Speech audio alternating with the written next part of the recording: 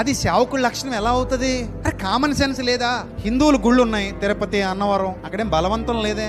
ఎవరికి నచ్చింది వాళ్ళు వేస్తారు అక్కడికి వెళ్ళి ఆ హుండీలో. ఇస్లాం వారికి మసీదులు ఉన్నాయి, నమాజ్ చేసుకుంటారు, వాళ్ళకేం బలవంతం లేదే. వాళ్ళకి నచ్చింది వాళ్ళు వేస్తారు, వాళ్ళ కలిమిలో నుండి వాళ్ళు ఇస్తారు. ఇప్పుడు తిరుపతి హుండీలో బంగారు కిరీటాలు వేసే వాళ్ళు ఉంటారు, అదే తిరుపతి హుండీలో చిల్లరేసే వాళ్ళు కూడా ఉంటారు. అక్కడేం నిర్బంధం లేదు. అలాగే మసీదుకి వెళ్ళినప్పుడు ఆ మసీదులో వాళ్ళకు కలిగినంతలో బాగా డబ్బులున్న ఇస్లాం వారు ముస్లిమ్స్ ఉంటారు, పేదలైన ముస్లింలు కూడా ఉన్నారు. పేదలైన ముస్లింలు నమాజ్ చేసుకొచ్చేస్తారు, మసీదులు ఏమి ఇవ్వలేరు. బాగా డబ్బులున్న ముస్లింలు మసీదుకి ఇస్తారు, అవసరమైతే మసీదుని కట్టించిస్తారు.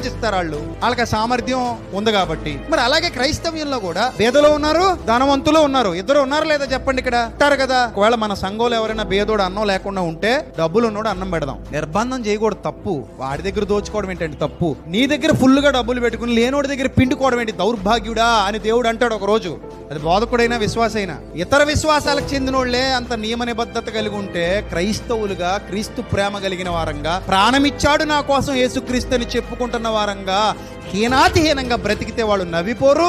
సో కాబట్టి పేదలను బాధించేవాడు క్రైస్తవుడు కాదు, పేదలను బాధించేవాడు సేవకుడు కాదు, పేదలను బాధించేవాడు విశ్వాసి కూడా కాదు. సో మీలో ఎవరైనా పేదలు ఉంటే మీలో ఉన్న ధనవంతులు వాళ్ళని